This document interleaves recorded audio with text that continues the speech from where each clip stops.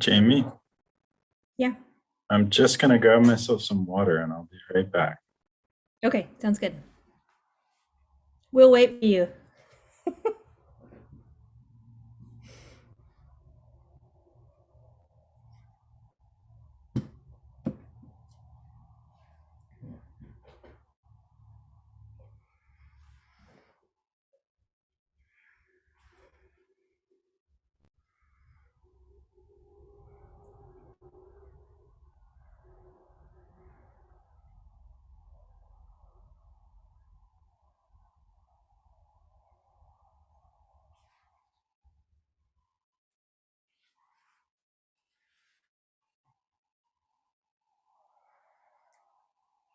Just wait a few minutes for folks to come in the Zoom room.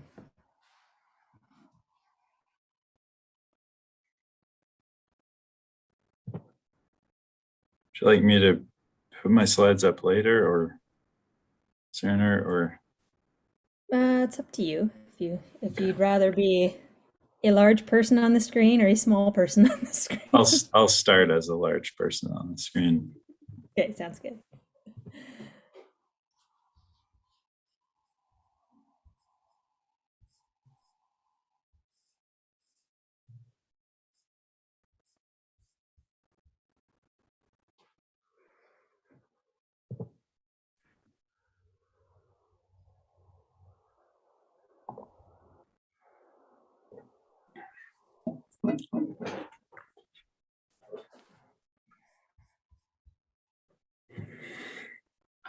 Okay, I'm gonna wait one more minute just because, and then I'll start your intro here.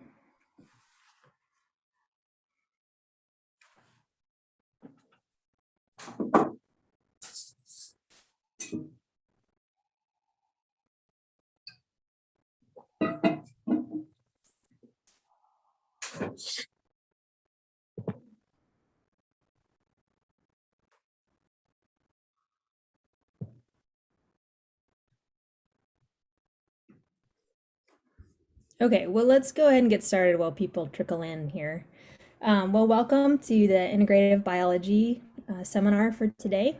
We are lucky to have Dr. Arthur Middleton coming to speak to us via Zoom from UC Berkeley. Arthur actually started as an ornithologist before going to the dark side of mammals, but he's been doing that for a while now.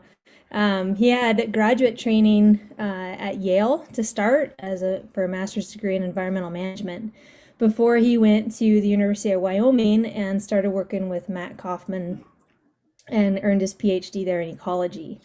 And he's really merged those two things together well, and now holds a position in UC Berkeley. He's just submitted his tenure package in Department of Environmental Science, Policy, and Management. And he really integrates his knowledge of ecology, physiology, and climate-related kind of basic research into policy and management. And he works in the greater Yellowstone ecosystem, which is really fascinating, and also has a lot of very, let's say, passionate players in the game of conservation and wildlife management. And Arthur has really taken an active role in policy decisions there, helping guide those and guide the science underlying those with these groups that oftentimes have really disparate needs and wishes and whatnot. So he'd be a great person for students interested in that intersection to talk to, and he has graciously agreed to hold open some time tomorrow on Tuesday from 1 to 5 for anybody who would like to talk to him some more about these things.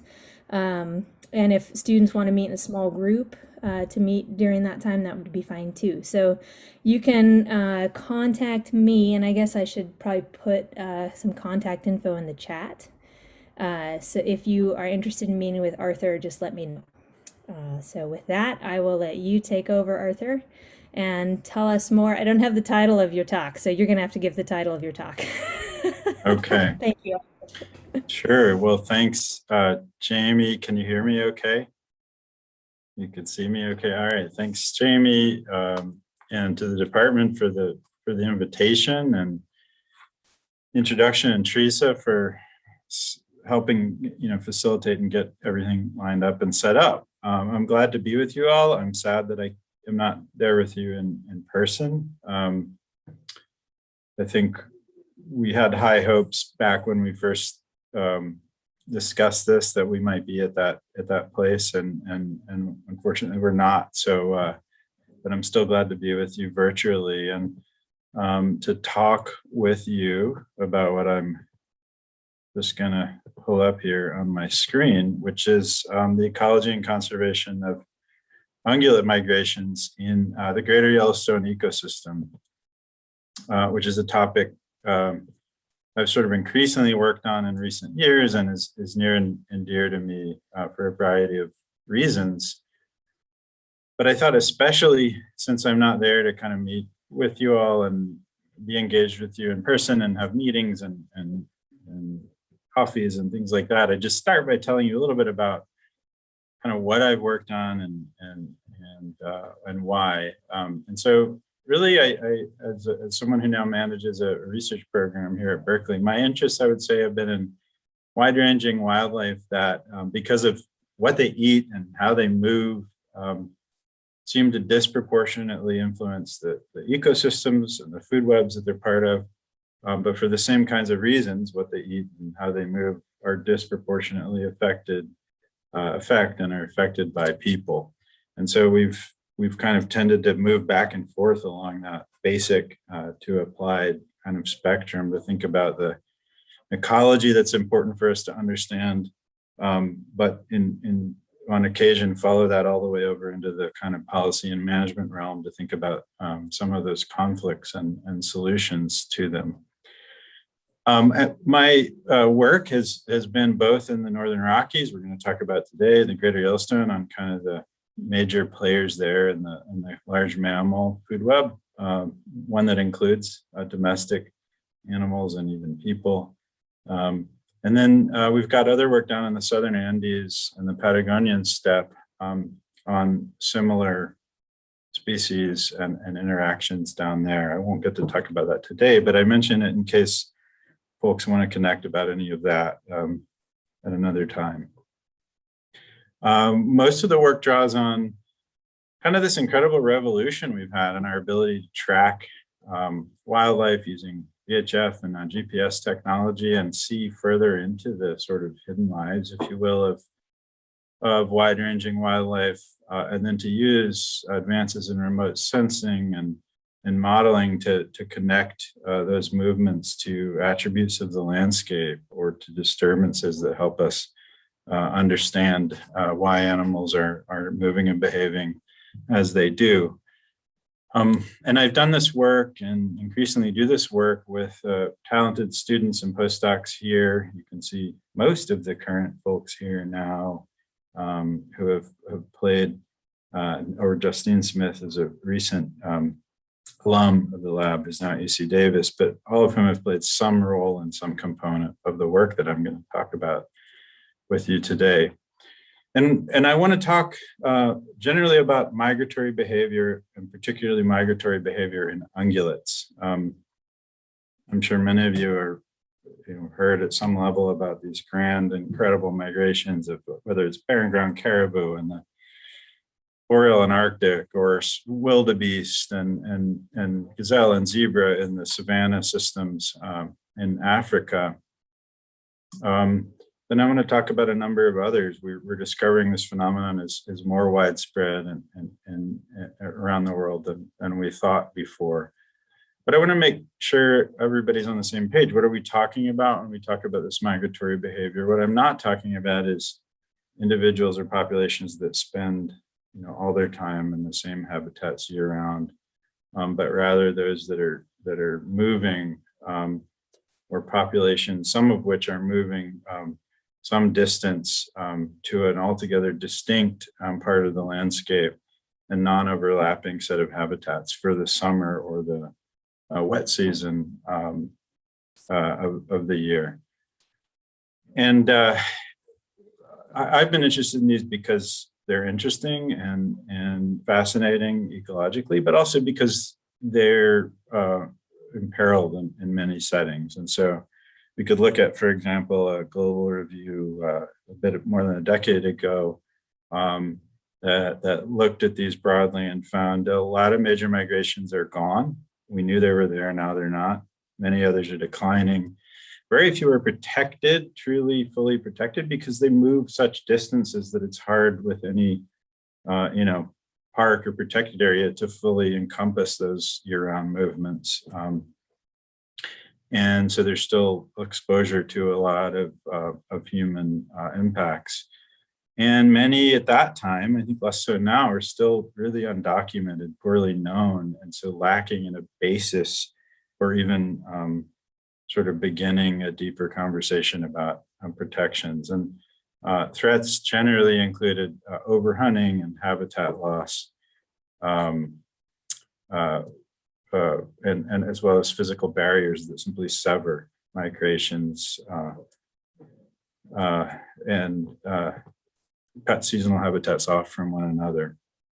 So my story about the ecology and conservation of migrations is really centered in the greater Yellowstone ecosystem, where I spend a lot of time. This is my annual migration, spring and fall migration, out to Cody, Wyoming, where I have kind of a field base and where me and my students and postdocs can spend some time and work on our field projects.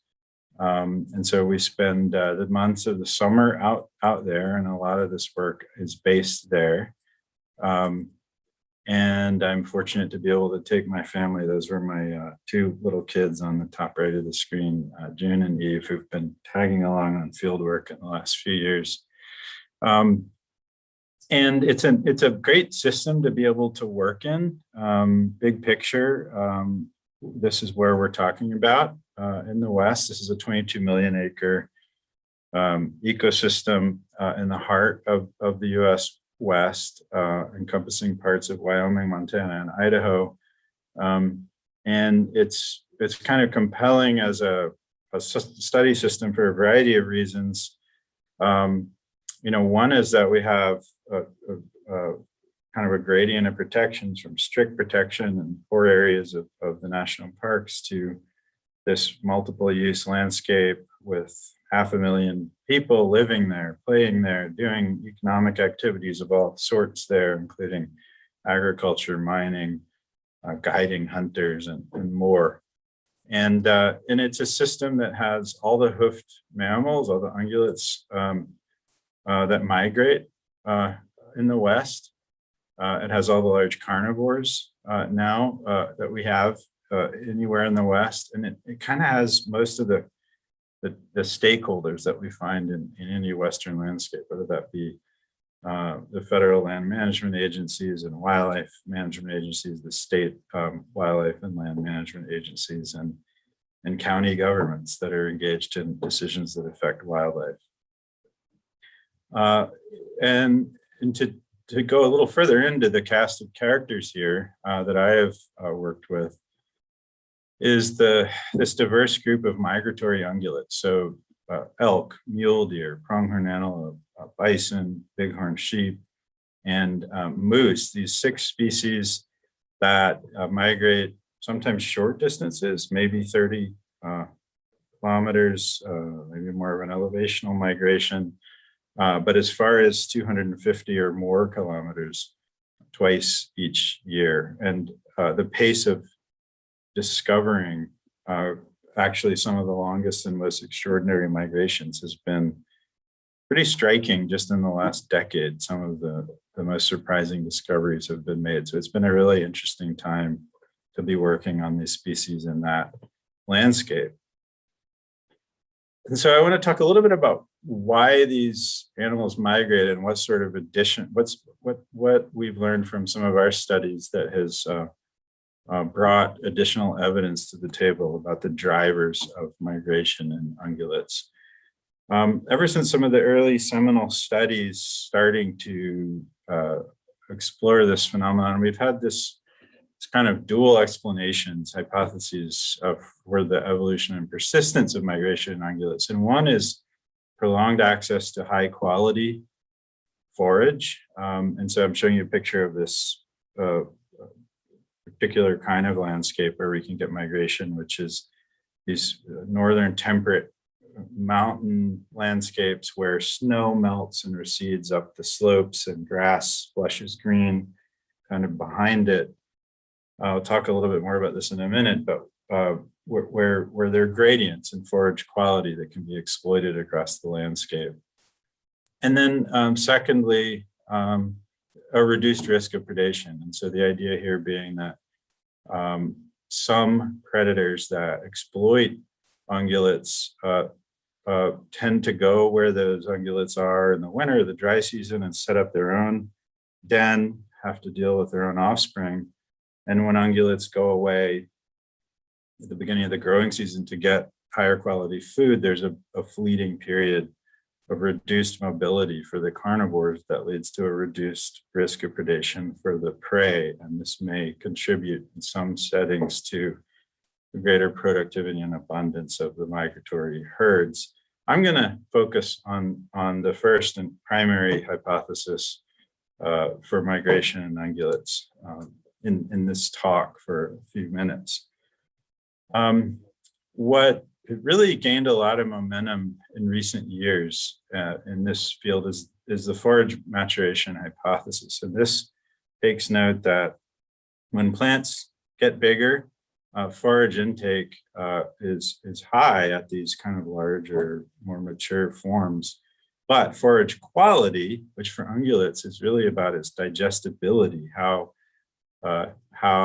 easy it is to get protein out of that tissue, is low. And so under the forage maturation hypothesis, ungulates maximize energy intake by seeking out this kind of intermediate biomass, plant biomass.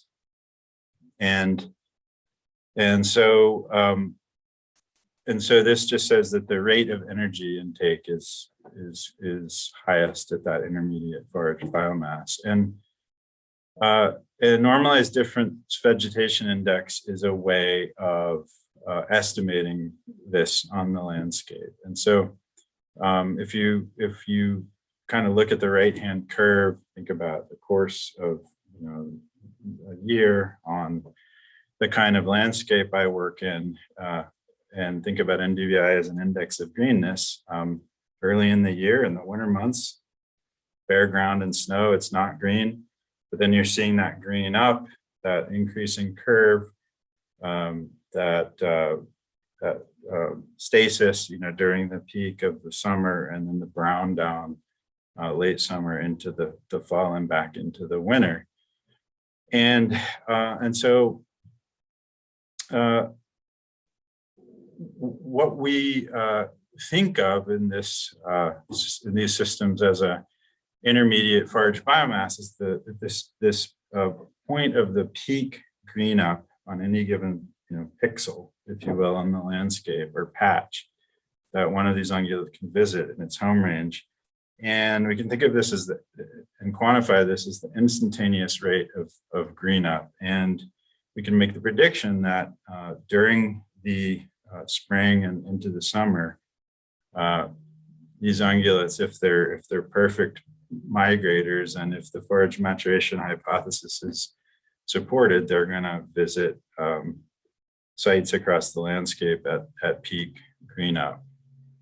And this spatial formulation of the forage maturation hypothesis is the green wave hypothesis that recognizes that the plants that ungulates exploit are emerging in patterns and across the landscape. And so we can think of this explicitly in space, and often you will hear this called green wave surfing.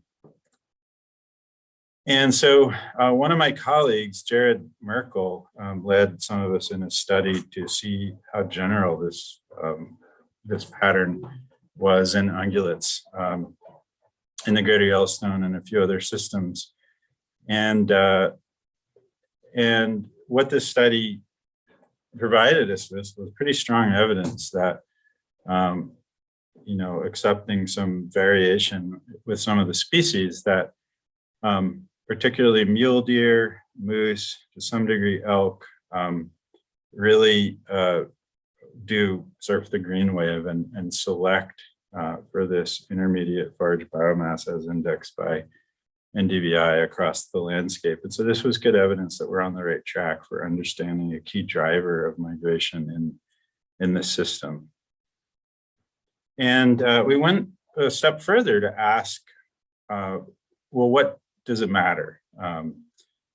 And what we wanted to know was whether successfully tracking the green wave could influence something important to the fitness of these animals. And we know that body fat is important to overwinter survival. It's important to lactation, to being able to conceive, bear an offspring, and then and nurse that offspring as well. And so body fat is an important currency for many ungulates. And in this case, we're looking at elk.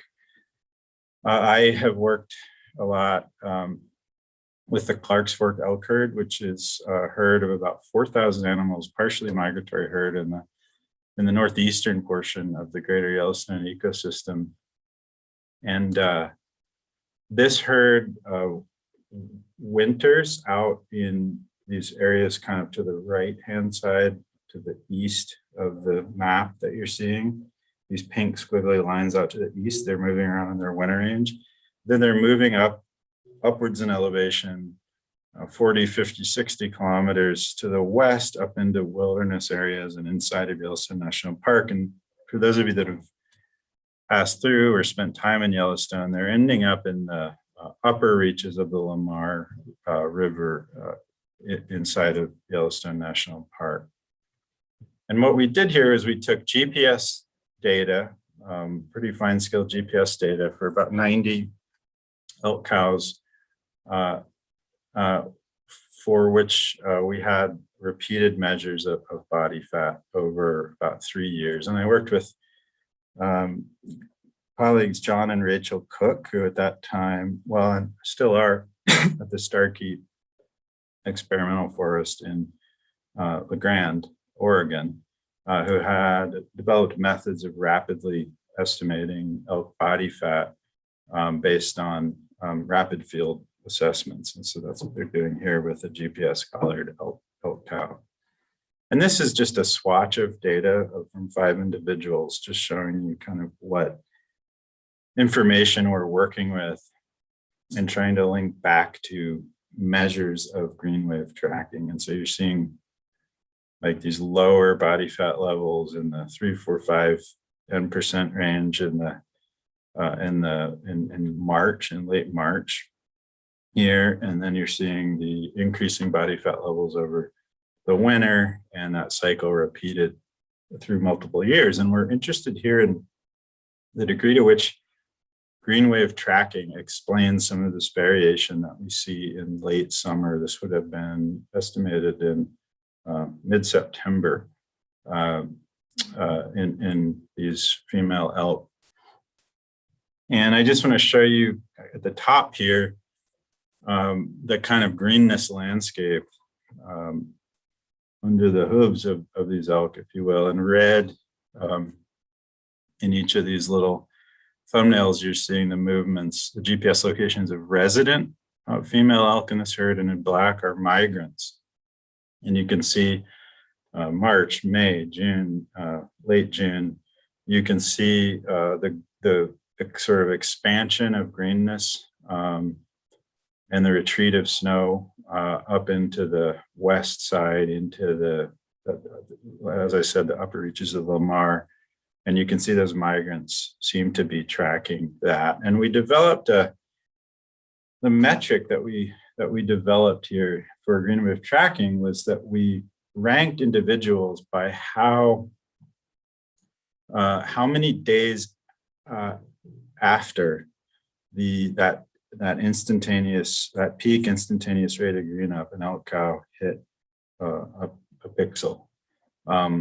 And then we asked if that was a good predictor of body fat levels in late summer. And what we found was it was a pretty good predictor, and this supported the forage maturation hypothesis and the green wave hypothesis having benefits to these individuals. So we saw migratory individuals could get up to about 8 kilograms more body fat on them by the end of the summer. Interesting note here that I don't have a lot of data for, don't have a lot of time to get into, is that the exception is if a resident spends time in irrigated alfalfa fields in the summer, they were able to compete with those migratory females for their late summer fat levels. And so we've got this evidence that the green wave matters, and that being able to migrate and track the green wave matters to a measure of condition that is in turn important to reproduction and survival in the system. And we haven't measured, the effects on reproduction and survival, but we think we have a pretty good idea that this accumulation of fat associated with migration is important to productivity in the system, in this migratory ungulate system. And so I want to turn a bit to kind of the bigger picture then. It seems like this is an important phenomenon.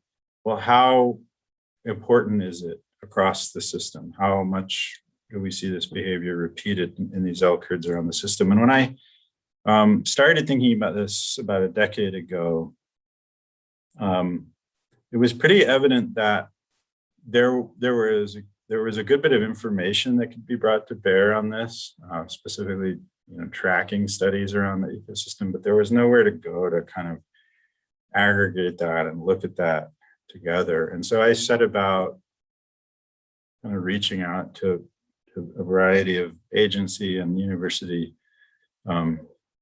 stakeholders and looking for relevant data. And also, and so that was state wildlife agencies, that was federal wildlife agencies, and that was university colleagues. And then as we started to get a sense of gaps, I was working to go out and, conduct new captures or help folks find the resources to do that themselves and fill in those gaps.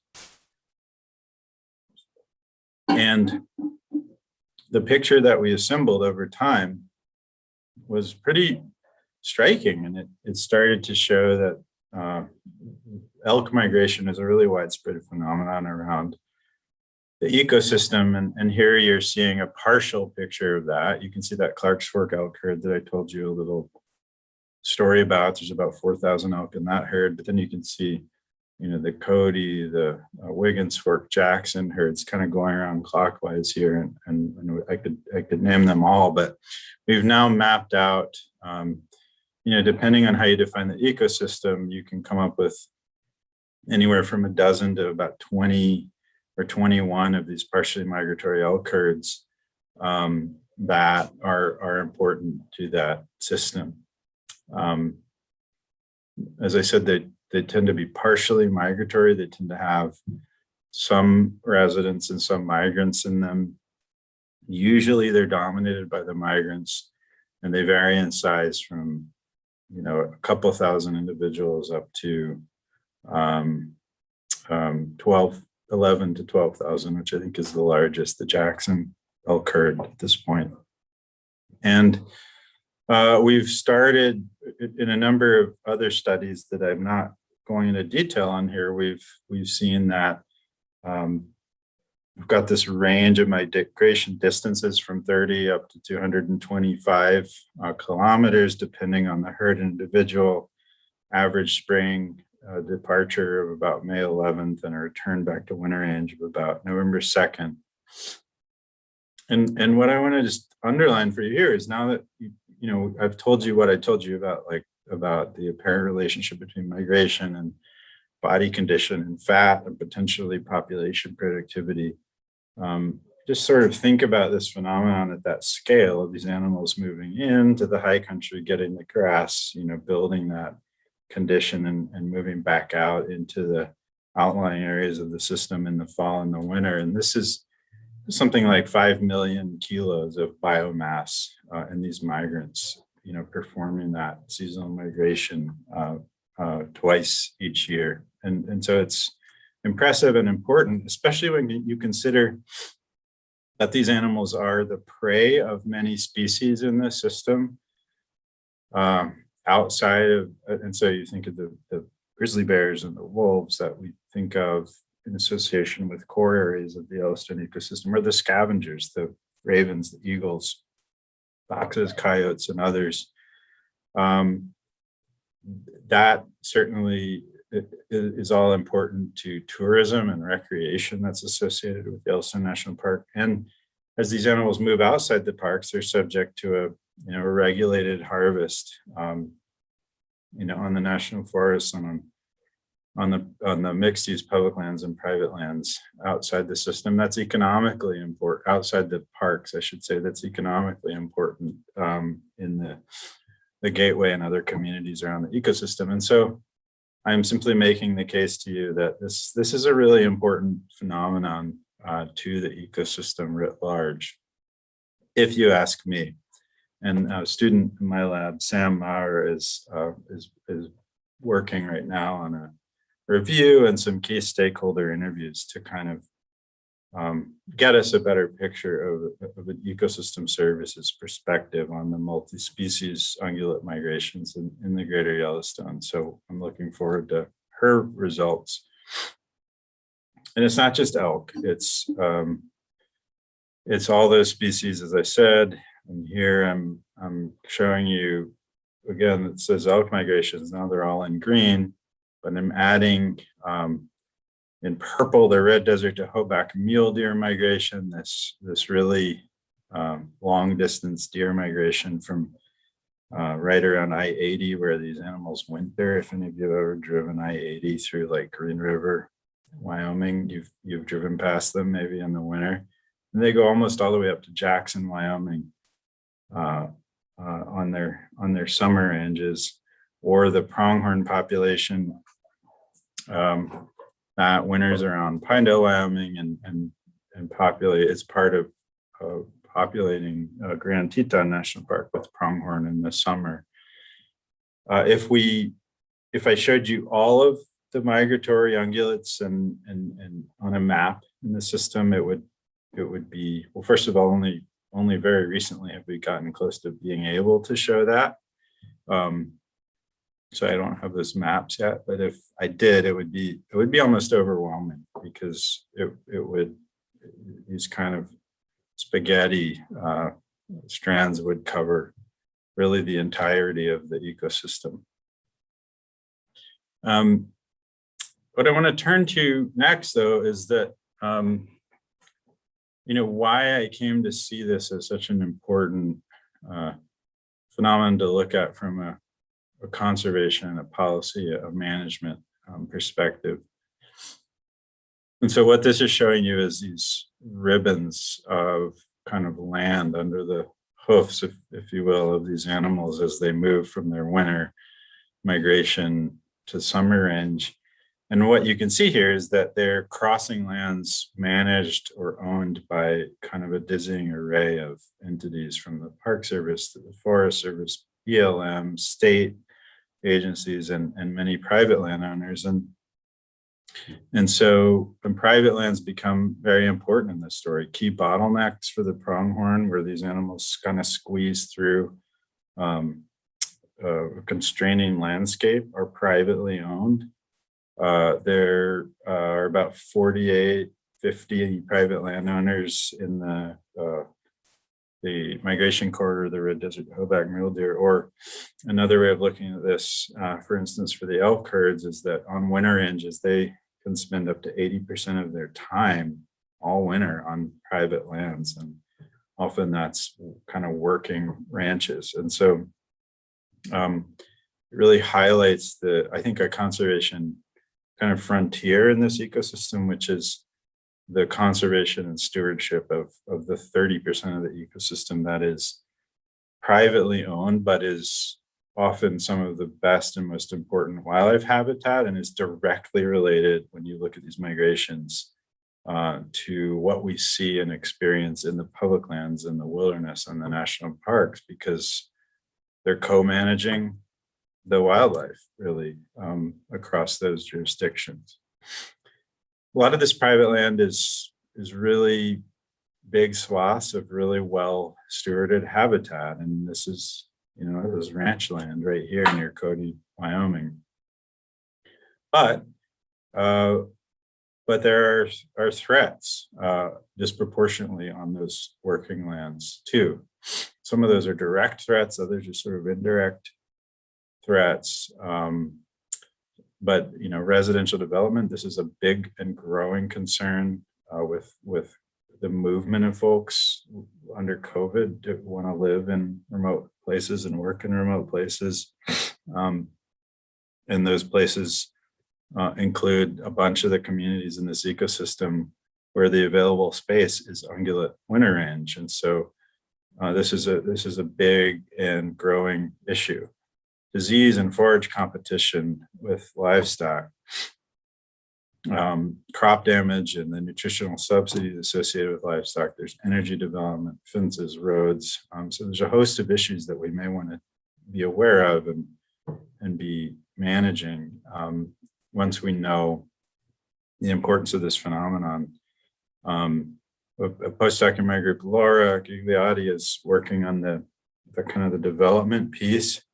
And I didn't have time to get some of her really cool, very fresh results in here, but I just grabbed a screenshot from Zillow that just shows you, I'm just going to tell you where all those red dots are selling cheap land. In this little screenshot is an elk and deer corridor from Cody, Wyoming to Yellowstone National Park.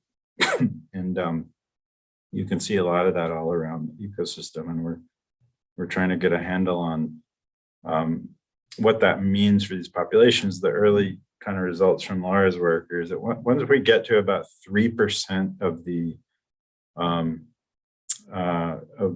surface, the land surface, at a range of scales, from the home range scale to the kind of individual selection scale, is developed, is covered with impervious surfaces, we start to get a significant reduction in use by these migratory ungulates. And so we're just starting to, I think, get a picture of how, in what specific ways development can cause essentially indirect habitat loss, and that might have consequences for populations. Barriers are a big issue, and particularly fences and roads. And this is some work led by Hal Sawyer that kind of looks into the guts of this red desert to Hoback deer migration and asks about what kinds of hazards are encountered by different parts of the population. So you have short distance migrants, medium distance migrants, and long distance migrants. And you can see that as you get up to these longest distance migrations, you get, you know, having to cross lots more roadways with mortality risk and stress associated with them. You get an extraordinary jump up in the number of fences that these deer have to try and jump over on their migrations. And because they're moving through in the fall, a lot more open hunting districts, they're exposed to a longer period of potential hunting mortality. But the fences, to me, is the really striking one. And I just want to pause on this and say, like, is it any wonder that we lose the length of migrations, you know, around the globe as we kind of constrain these landscapes? We don't lose the whole migratory population, but there's good reason from looking at this to think we tend to lose those longer distance migrants over time. And on the question of fences, I have a PhD student, Wenjing Xu, who's done some great work recently. This is a paper that was just published in Journal of Applied Ecology early this year. In this work, Wenjing brought together a few different fence kind of layers and then did her own mapping to flesh it out. And ultimately had a map of about 4,500 miles of fences in Sublette County, Wyoming, which is in the southern portion of the greater Yellowstone ecosystem. That length of fencing is more than twice the length of the US-Mexico border in this one county in the greater Yellowstone ecosystem. Pronghorn encountered fences 250 times a year, deer about 125 times a year. And about 40% of those encounters did not result in kind of typical movement behavior, but resulted in some kind of different movement behavior. And Wenjing, one of the cool things about this work is it was one of the first times to say, it's not just crossing or not crossing fences. It's, well, if you don't cross, what are the behaviors? And so she identified and kind of categorized those into this bouncing away from fences. So finding you couldn't cross and leaving, or kind of moving back and forth, or tracing long distances along the fence, presumably looking for a place to cross, or sometimes being trapped kind of in a pasture, in a closed off area of fence, and bouncing around inside of it. And another thing that was really cool about this work that Wenjing led was she didn't really stop there. She said, maybe I could use these, maybe I could use the appearance of these behaviors the accumulation of these behaviors along particular fences in this setting to develop a way to identify the most problematic fences. And it's important to note, this is mostly Bureau of Land Management land, where managers are really interested in facilitating animal movement, but have a huge backlog or kind of overwhelming amount of fencing that would need to be addressed. Some of these fences are just old, kind of left behind from days gone by. So where do you start? And so Wenjing's work, I think, is starting to show how to prioritize resources and effort in this kind of setting. I think I have this slide here. This is a work that my friend James Prozek, who's an artist, made called Yellowstone in a Box. It was a painting that he made. And, it's to say, when we think about these fences and barriers and development, it's sort of like, doing the thought experiment of what if we just put a barrier all the way around this park and all the animals were trapped inside of it and couldn't get out to the winter ranges outside of it, or vice versa, were trapped outside of it and couldn't get to the food inside of it. What would happen to this system? Of course, we're not doing that. We're never going to put a wall around Yellowstone, but I think it's worth thinking about the accumulation, the cumulative effects that we might have through these various impacts, with this thought experiment kind of in mind. I'd say something that's an emerging dimension of research about ungulate migrations, including in this system, that we don't really know the full implications of yet, but I think is really important, is how fixed or plastic are these migratory behaviors? And we've started to think about, I'll pause on that and just tell you what I'm showing you here, which is, again, a study led by my colleague Hal Sawyer that shows that, at least for mule deer in this case, it's pretty incredibly fixed and inflexible in this kind of spatial dimension on the migration itself. And so this is just showing you that in these herds that you see depicted on the left, we have a really high rate of reuse year after year of the same corridor again and again.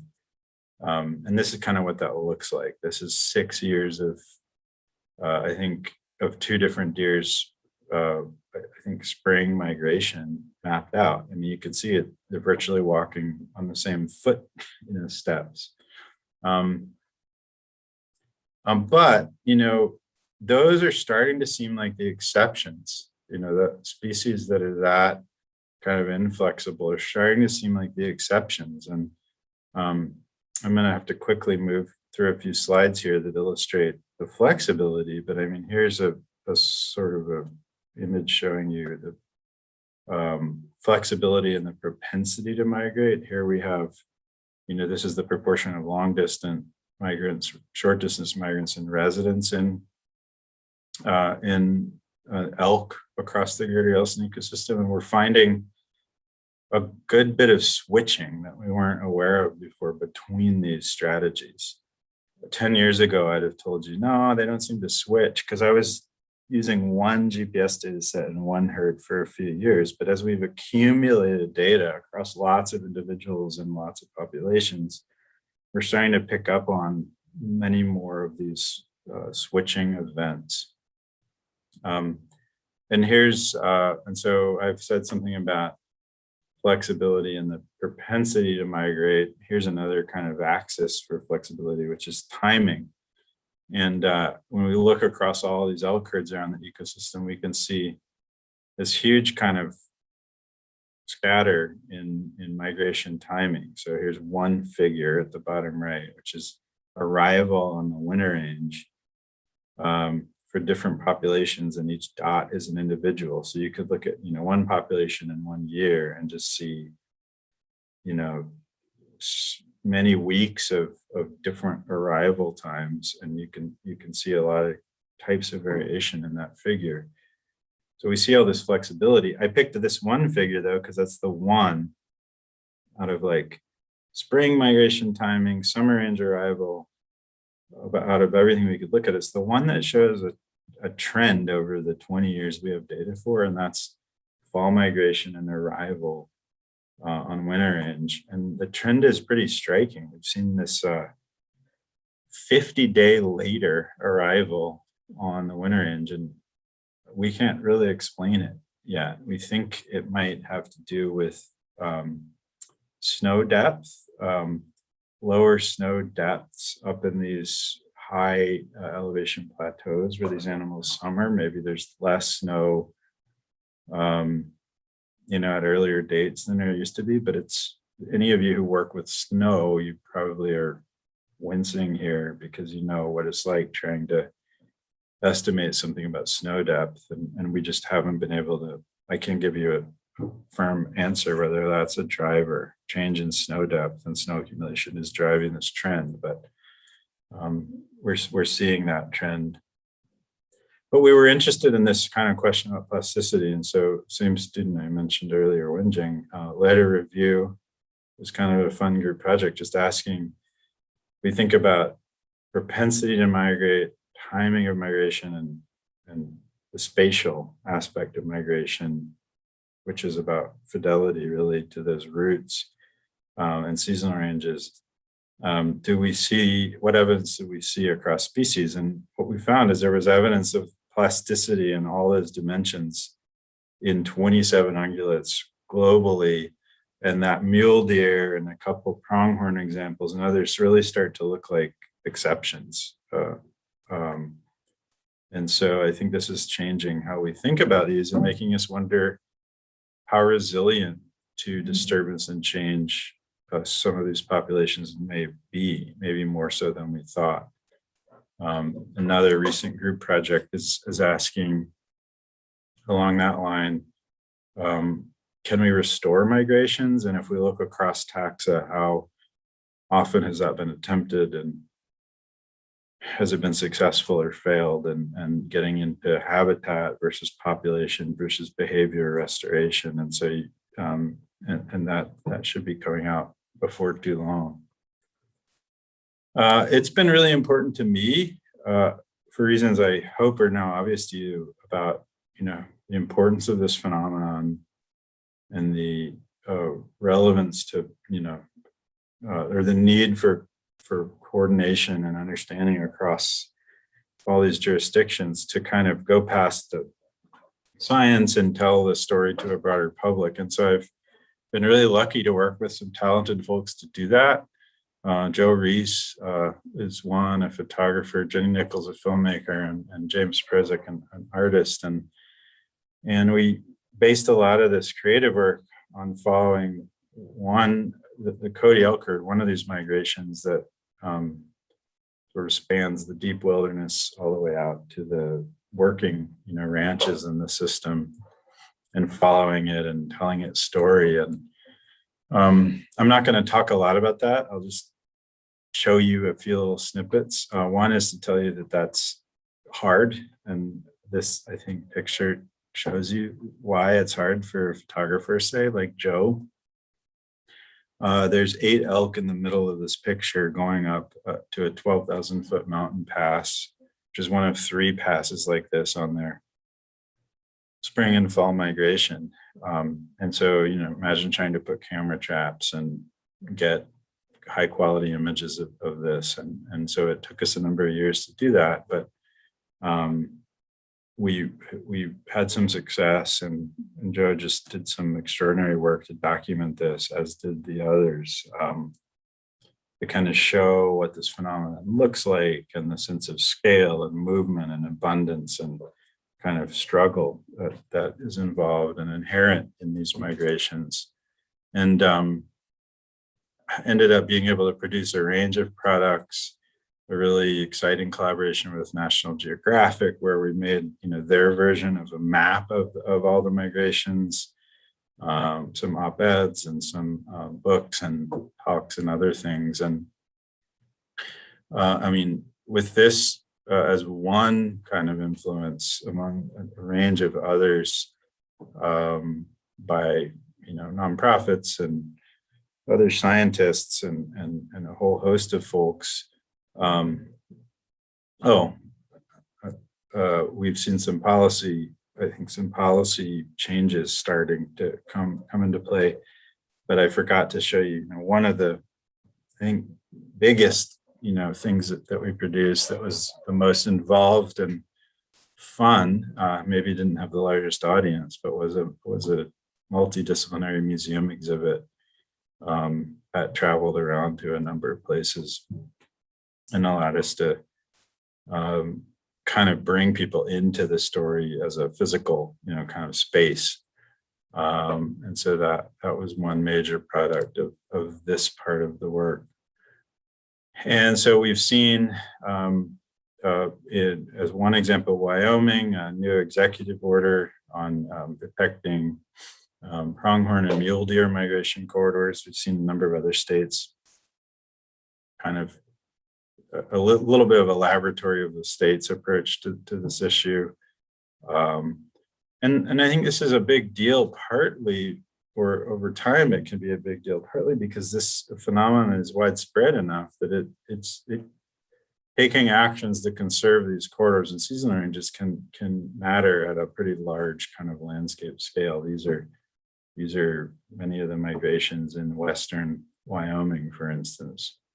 And at the federal level, back in the last administration, we saw a secretarial order 3362 improving habitat quality in big game winter ranging corridors, directing agencies in 11 to work in and with 11 western states to look for ways to enhance seasonal ranging corridor conservation.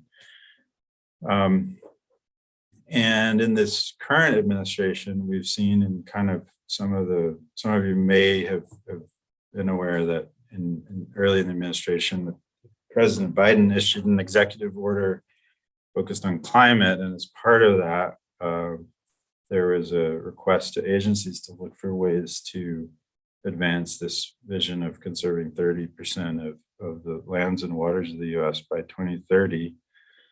As agencies reported out on that, we saw a recommendation for early focus on expanding the collaborative conservation of fish and wildlife corridors.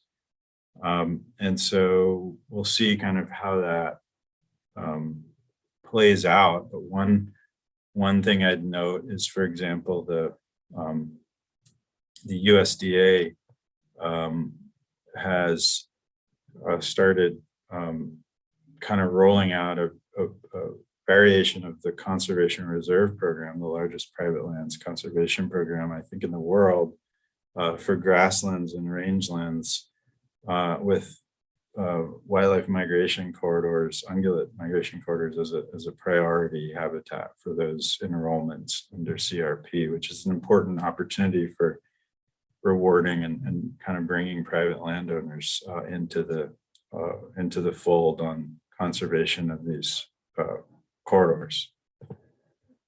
So I will wrap up by saying a lot of conservation needs and opportunities to address here. There's a lot of need for large-scale coordination, for habitat protection, thinking about our roadways, for fence modifications, and there's, I think, good work going on all these, but how to scale that up in terms of scale, geography and pace. And we'll just conclude by saying I have convinced myself, I hope perhaps also some of you, that understanding these terrestrial ungulate migrations can be pretty important to just understanding the functioning of the food webs and the ecosystems they're part of, important to biodiversity and to culture and economy. Probably we need a lot more work to understand the implications of migratory flexibility for resilience and kind of restoration of these kinds of populations.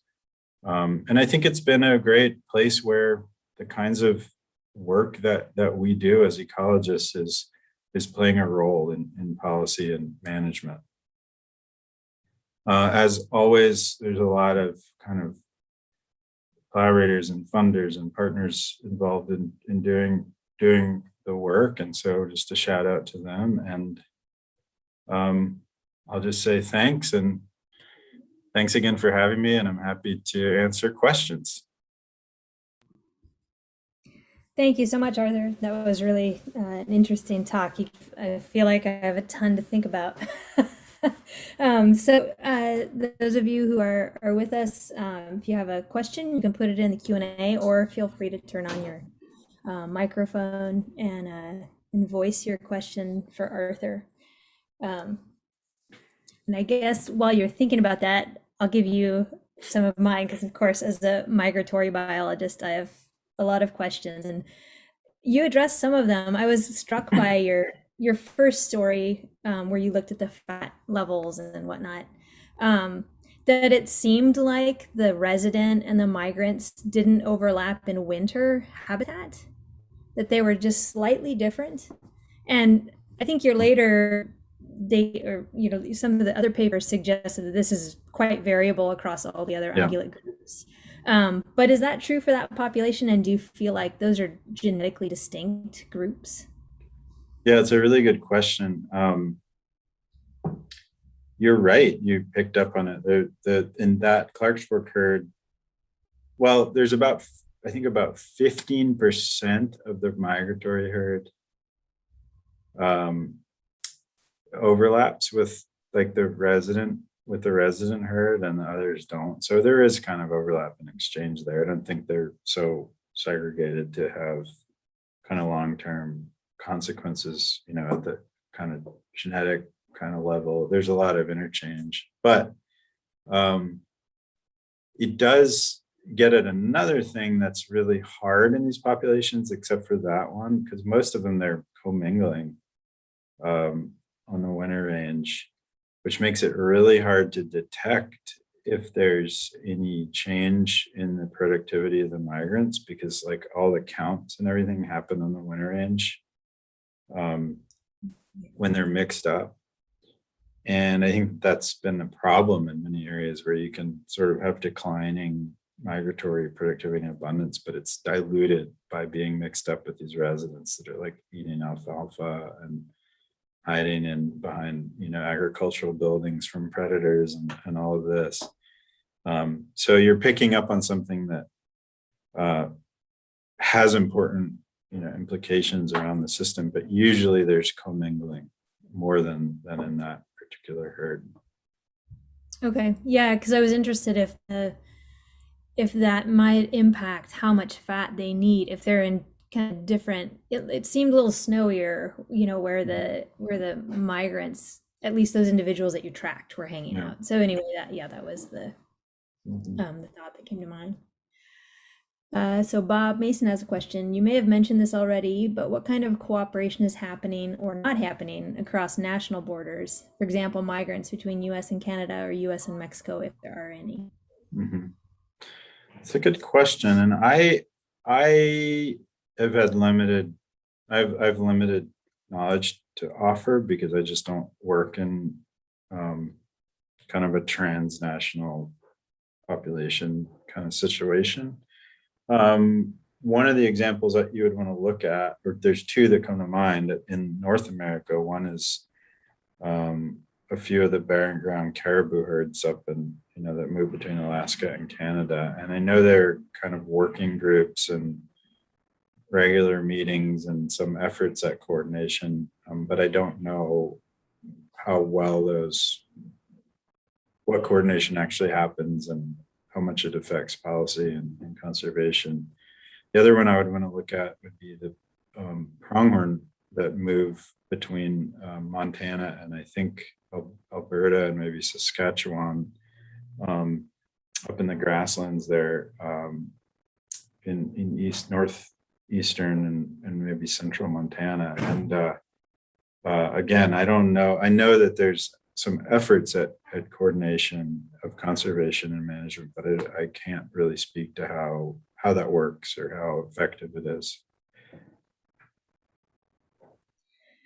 Okay, Bob has a follow-up question now.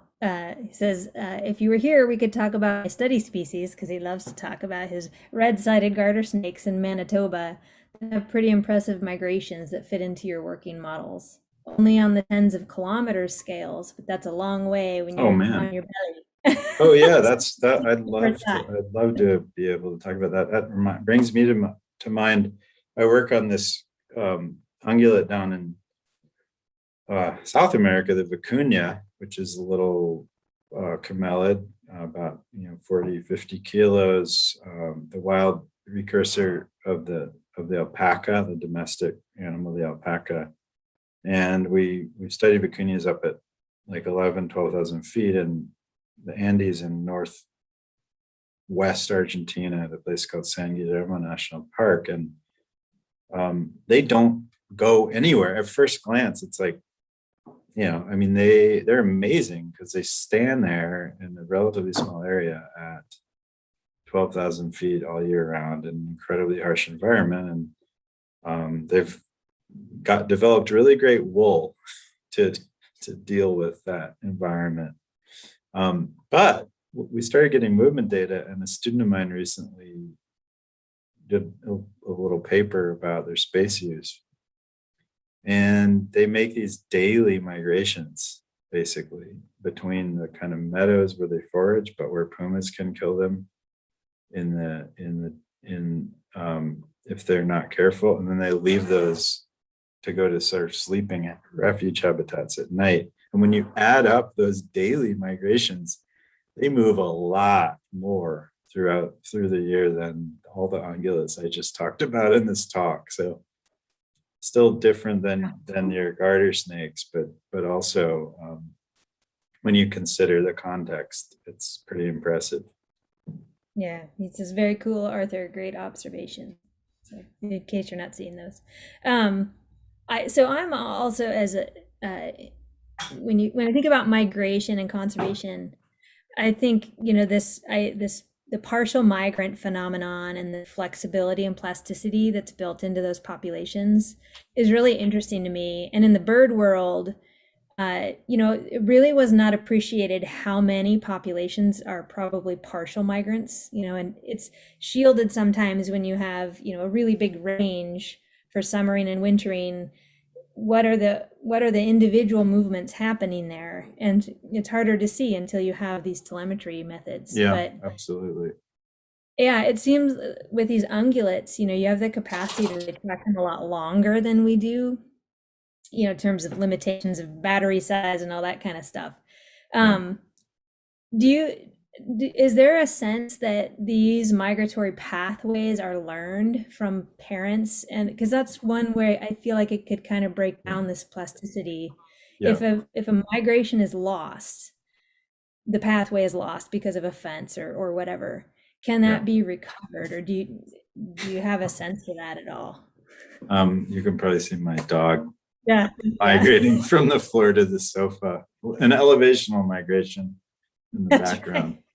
Um, um, so I'm sitting here thinking about how many thousands of miles she, if we added up her jumps to the sofa behind me, would be migrating annually. Yeah, I think uh, you're absolutely right. Like the telemetry has changed the whole thing. And I used to say, where they just don't have this flexibility, and people would say, "Oh, you're getting a really small part of the population and not looking at many populations, many individuals." And they were absolutely right. And I feel embarrassed at how, I used to talk and think about this. But yes, cultural, like sort of social learning and cultural transmission is a big, cool, important frontier in the research that some of my colleagues are doing, especially Jared Merkel at the University of Wyoming. There's another colleague, Brett Jesmer, who published a paper, I think in 2018, that was really cleverly took advantage of relocations and movement of bighorn sheep and moose populations between a few different environments, and then asked to what degree, how long it took some of the transplants to adopt the behavior, and made inferences about social learning and cultural transmission, and there's increasing evidence to support it. And so, yes, I think, and you could look to those authors for some of those examples, but I think it's a really important dimension of this, and we do think that fawns and calves are learning, from their mothers. And another way that this has been looked at is like, if you take the landscape variables that we know are important, and these animals are drawn, the attributes of the landscape that seem to drive migration. When we make models, Jared Merkel has done some of this, make models that predict where they should migrate. Like, you get these really kind of crude, rough predictions that kind of seem like maybe right, but where they get really good, it's just as soon as you can bring in information about where they went last year, or the last few years, that's what it takes to be able to predict where other individuals are going to go. So people are trying to look at this in a variety of different creative ways, and it's a really active area. Yeah, it's cool that you can do those kind of translocation experiments and whatnot. Yeah. Great. Well, thank you, Arthur. Again, I know we're pushing your time here. Are there any last minute burning questions, or shall we let Arthur go? All right. Teresa, I don't know if you see any hands. I don't see any. So, Well, thanks um, again, everyone, for having me. And sorry I couldn't be there, but reach out if you want to talk. great. And thanks again, Arthur, for making that time available. So, yeah, if there's any students in the room who want to talk more about how to get into this type of intersection between policy and science, he'd be a great person to talk to. So, so I put my email in the chat. So if you would like to find a half an hour in that time to chat, then let me know. And you're getting some shout outs in the chat there, Arthur. Thanks.